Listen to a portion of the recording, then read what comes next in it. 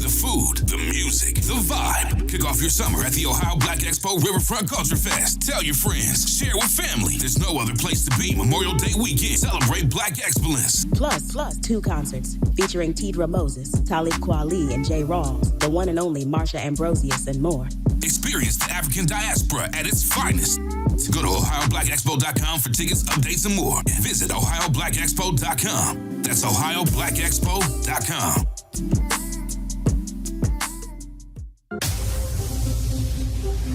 Introducing the African Diaspora News Channel app, your gateway to stories that's overlooked by the corporate mainstream media.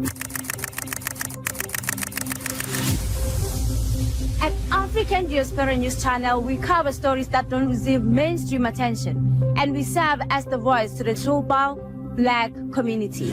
We are committed to informing and educating through the power of media, connecting the African diaspora one story at a time. With our platform, we're helping to end injustice by exposing it. Join us in standing for excellence in journalism and serving our community.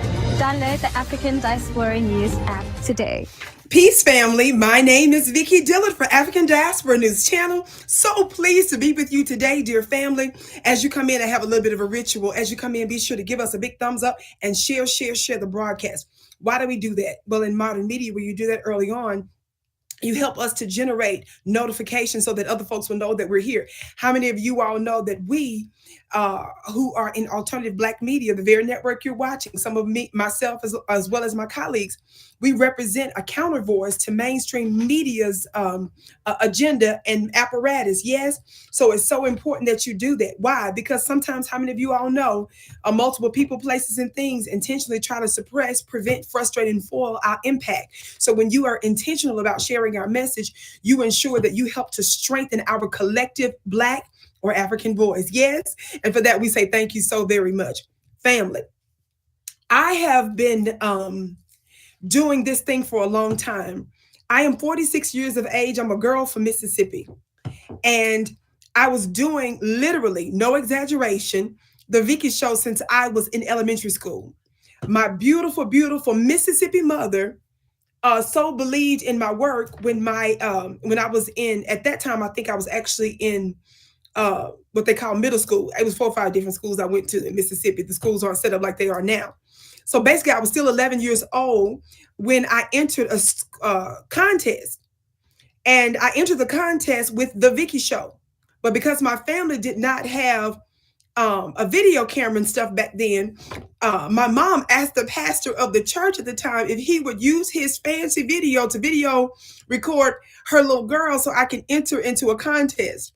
And I ended up winning with the Vicki Show. Watch this, honorable mention. And I won a trip to Subway, y'all, and the museum. Talk Black to me, somebody. You can tell me nothing. And my first interviewee was my currently deceased maternal grandfather. Yes? Why am I bringing this up? Because the Vicki Show has literally been around for what? 35 years almost. And what's interesting, as a little girl, my mother didn't tell me to get out of fantasy land. My mother did not tell me I was thinking too lofty. She did not divert my interest to something more practical. She encouraged that. It's nothing like somebody believing in your dreams.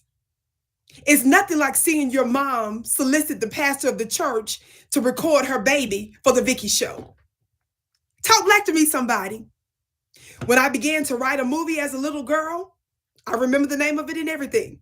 My mother would bring me leftover old school computer paper. How many of y'all remember those back in the day computer papers that was the green and white with the holes and the perforated holes on the end of it, big long paper? How many of y'all know? Yeah, I'm really dating myself. She would bring me leftover paper from work and tell me to write my movie. For some reason, Spirit is guiding me to say this to somebody. You can make an extraordinary impact in the world and in your world and in the world of your babies just by encouraging them in the thing that you see them already manifesting. In fact, some of you like to quote a scripture that says to train up a child in the way in which they should go, and where they're old, they won't depart from it. Some of you think that's being austere with it. Of course, your child needs boundaries. Of course, they need appropriate discipline. But that's not what that text means. I use the Bible as a book of magic. The actual meaning of it in the Hebrew denotes train up a child or guide them based on their natural bend. I'm saying something to somebody right now. When you see something, a seed of something that pops up in the child, that's the thing that you're supposed to encourage to help grow. I just said something right there. Why am I bringing that up today? Related to the filmmaker, the acclaimed filmmaker, Mr. Ryan Coogler, that just so happens to be Black and that just so happens to be a foundational Black American, a term that we've coined in recent history, specifically our brother Tariq Nasheed, to differentiate us between certain other groups that are from the United States that were formerly enslaved, but that had a different motive. Let's just say that weren't encumbered with organizations, the Democrat Party, and other suspect groups. How many of y'all know that whenever you hear us refer to FBA, Foundational Black Americans, FBA is not a corporation. It's not a company. It's not a club. It's not something that you can become the president of or have a secretary or treasurer and take minutes for. How many of you all know FBA represents a lineage? Yes? I'm going to stop now because I want you to get ready to watch this very, very short clip. I watched an entire interview of acclaimed filmmaker Ryan Coogler of the movie Sinners. In fact, I was supposed to have already watched the movie by now. And I was actually invited by someone that has a platform to discuss this at one point, but I had not watched it yet. And I was specifically waiting for a certain time. A lot of stuff came up. But in the process of me preparing myself, and I was telling my assistant, hey, we need to get this movie. I want to go over this, blah, blah, blah. And I wanted her to watch it with me. I came across a lot of stuff on social media where a lot of them folks, and some of even our folks, weren't too happy about the fact that Ryan Coogler, y'all ready for this? Specifically shouted out Foundational Black Americans, FBA. I'm going to give you just one example of what I'm talking about in this clip where he's sitting down with this lady named Amy Goodman. She is on Democracy Now! I want you to watch this brief clip. Watch this. A very interesting opportunity for me to do some research about my lineage. And I had that opportunity before with the Panther films. And in that situation, you know, me being a foundational Black American, you know, my family has been here, you know, for over 400 years, essentially, you know, in North America. But you know, the Panther films allowed me to travel back to the continent of Africa and spend time there and you know, and contemplate our distant ancestry as it relates to the continent, as it relates to the diaspora. This movie afforded me the opportunity to go back to my more recent lineage, you know, 100 years or so, you know, and go back to, you know, the Mississippi, a state that I had never been.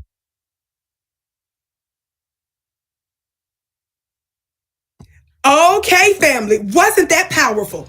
Family, his interview, the full interview was over 30 minutes, and every bit of it was absolutely riveting for me. Now, why? Of course, he talks about his roots in Mississippi. He lived out in California. I believe he was born there also, but his maternal family, his maternal, I believe, grandfather, he talked so glowingly about. He also talked about an uncle of his as well during that particular time. That side of the family, he said he was embarrassed that he had not been there prior to. And he talked about how moving and how life-changing the experience was for him to go to Mississippi where he has roots. Now, he was asked in a different setting about a part of the movie that apparently was inspired by twins that has to do with some of the African spiritual systems there. And the twin systems, I want to get into some of the specific names of that. Some of you all know I'm a spiritual teacher, but I won't get into the specifics of that. He talked about how that inspired a couple of his characters. But he made it clear and he made a distinction where he doesn't disrespect and distance himself from his African or his more distant lineage. He even went so far during that interview to say that's what the Panther film was about. And he had a chance to explore that, his ancestry from the continent in that particular film. He said specifically that he wanted to explore his most recent ancestry, particularly over the past 100 some odd years. And he made it clear that some of his his lineage has been in North America for 400 years. Now, I know that bothers some of y'all, but you can't just throw that away. Now, because FBA is a fairly recent term, when I say recent, over the past several years, that's specifically related to us. I've been using that term for a long time because I understood that it was not meant to be divisive. There were some things that were happening in the grassroots where that distinction should have been made. But then we saw a global, really, attempt to diminish our work here, and not just us trying to say other blacks from around the world are trying to co-opt our history, which that's true too. But we understood that this was a way for the United States government to make an excuse for not giving us reparations because they wanted the situation to be so encumbered. They wanted to be so large and undoable. They wanted everybody and their mama involved in it to make it difficult, next to impossible, to get something done. So that's why we said, no, there needs to be a distinction. How many of you all know the great Dr. Claude Anderson in his books, Powernomics and others? I have one of his books here that says Black Labor, White Wealth. He specifically says that Black folks in America, Black Americans, are a special people. Why does he say that? We've done what no other group has. It's not about, oh, we're better than you, but we're in a class all by ourselves. Just like when you all try to make us immigrants. No, you voluntarily came here. The boat and the ship and the canoe you did was a voluntary boat to come here. We were in the hulls of ships, some of us. You see the difference? We were in chains. You were breaking chains to get here. Fence chains to get here. Some of y'all, tell the truth.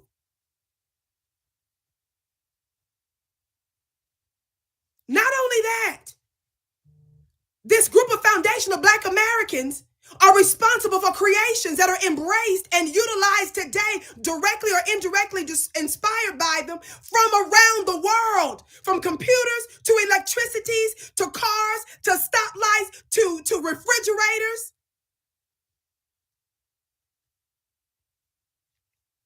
And beyond. The people that you credit with inventing the light bulb. A lot of that's a lie, because white folks dominated the legal system, which included what? The ability to patent your creations. That's how they were able to steal a lot of this stuff. We give you the history so that you will know who's really behind it. And for you to understand the reason why they co-opt media, they co-opt religion, the false prophets that speak on behalf of religion, they co-opt the educational system and its books, is because they want to rewrite the story. It's a war of words, because they don't want you to know our true history.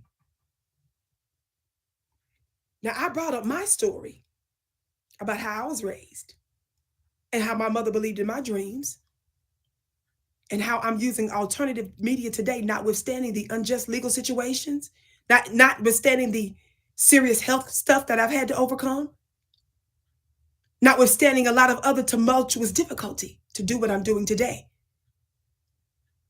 Having received a prophetic word when I was a little girl, using now alternative media.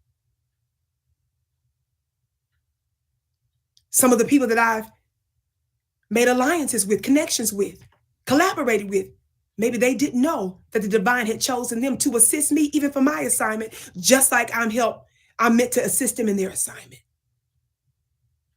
I'm bringing this up because it's no small situation that many people are triggered and upset that he specifically called out foundational Black Americans. A dear brother of mine who's a part of the grassroots tagged me with a clip of Ryan Coogler specifically shouting out foundational Black Americans. What I need to make clear here is he didn't just shout out foundational Black Americans. He said, I am foundational Black American. Did you hear what I just said right there? I said our brother, Ryan Coogler, acclaimed filmmaker of the most recent movie Sinners, did not just shout out that he was foundational Black Americans. That he did not just shout out foundational Black Americans, but he said he is one. What does that tell you? Who is he listening to? Because it's a very specific term from a very specific group of people that don't include folks that's on MSNBC, Fox News, CBS, and ABC. And that's fine if those folks embraced us, but it's very clear that that's not where he got that from. And a lot of folks are upset because they feel like that somebody like him have legitimized the people that they've despised. Y'all hit that thumbs up button and share, share, share. I know sometimes the notifications specifically on my videos, for whatever reason, don't always go out, but I want you to push this out there. I was bringing up a minute ago, one of the brothers, in fact, he's a conscious rapper, Sincere the God. He tagged me and he said, like Vicki Dillard says, I prophesied this for years. He's followed my work for many years on many platforms. That power in this season is coming from the ground up. Why did he tag that? Because I have made known for the longest time, baby, true power is not just the shiny folks and those that seem like that has everybody's attention. I've explained that true power often comes like dynamite, small, in a small package, but that has explosive impact. And how many of you all know that when we tell you to download the app, for example, here on African Diaspora News Channel, when we tell you to stay tuned to what we're saying here and to share, how many of you all know that has to do with growing our impact? We're dealing with stories and we represent people that have similar interests to you. Yes, in the United States and around the world. Yes, that's important. So the powers that shouldn't be, Black-looking people in particular that don't like me, the former White House press secretary that had Vicki Dillard blocked on both of her personal accounts throughout the presidency. She couldn't block me, though, when she became press secretary using the governmental tag because there are policies and rules and regulations that are against that. You had celebrities and others that didn't like me. We literally heard from folks from CNN and MSNBC that reached out upset about something that I said. Why is that? And then I've had affirmative support from the likes of the Honorable Minister Louis Farrakhan, who personally sent me direct messages to encourage me in my work. I'm only bringing that up because I was given permission to share that with the public. And he has done it on more than one occasion. And I did not finesse behind the scenes to say, well, one day, can you get this message to Minister Farrakhan? Can you get him this link? The people that run his office told me that they were shocked that he was watching my stuff. And there were videos he was watching of me that they didn't provide him with. I'm bringing that up because I want you all to know that the reason this is dangerous is for more than one reason. But at the top, they know that they've lost control and that their handlers, the bootlicks that they send to control us and to control the narrative, they know that they are no longer the main folks that the public is listening to. They know they can't pull our strings with a biscuit and a couple of coins. And if you know that that's what makes us dangerous, then that means you have to double down in your support of folks like us here. Talk Black to me, somebody. And we flexed our power over the years, but most particularly, where it was very clear that we had everything to do with the latest in the presidential election, the Senate, and the House of Representatives. But this, beloved, in arts and entertainment, in media, I said in media, in the movie industry, where you have an acclaimed filmmaker such as Ryan Coogler, who specifically not only shouts out FBA, which he did on several other interviews he did, but he says, I am one. That makes the powers that shouldn't be shake. So we're not only going to support and continue to support his movie to make it an economic success.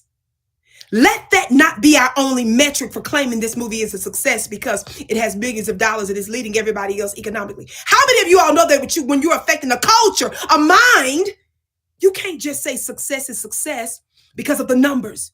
When you're an artist, it's about putting something out there to shape a people, to evolve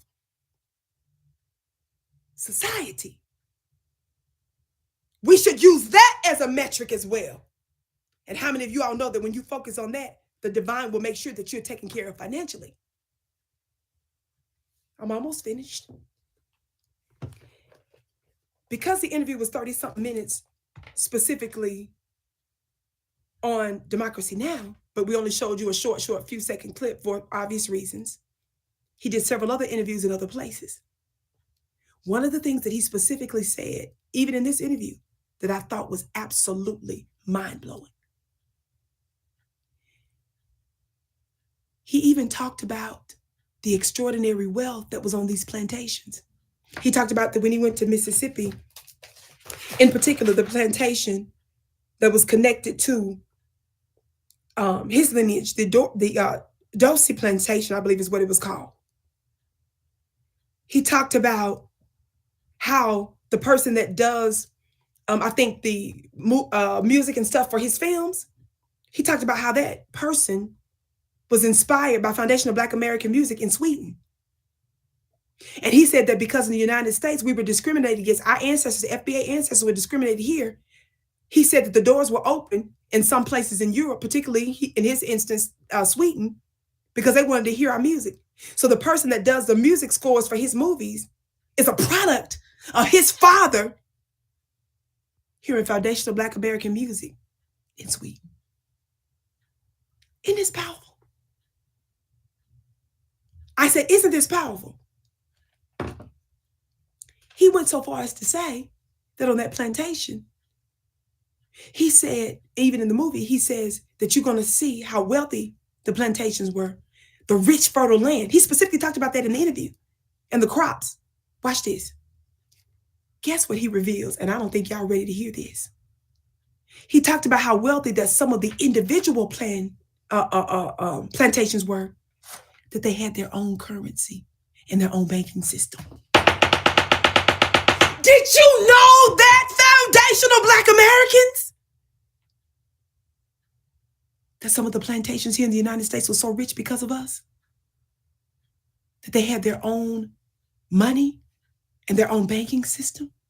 How many of you all know? I ain't finna go there on this platform. How many of y'all know that's the reason why these bankers or something else? Leave that. You better say that for one of my offline webinars. Y'all ain't ready for that online. He didn't say this in that particular part, but I've taught this before. How many of you all know that before the centralized banking, the national banking, how many of you all know that just literally from a short period of time, us being up from slavery, because foundational Black Americans were the ones who made America? Did you all know that some of us were already quickly governmental leaders? Did you all know that because there was not just one form of currency at the time, that some of our Black faces was on currency here in the United States and more local parts? I don't think we understand just how powerful we are. This is how I would say, wow, this man right here is something else. Not only was his deal a powerful deal that he negotiated, one of the things that Amy said to him in the interview was, because how many of you all know, in case you, excuse me, I'm getting ready to go after I make these couple of statements. For those of you that don't know, he's known for several different things that he's done, but most especially for Creed. How many of you all know he made Creed? I think that was in 2015. I believe that. I don't, even though I told you it's not just about the economics, but it's being reported that Creed in 2015 grossed 109.8 million domestically and 174.2 million worldwide.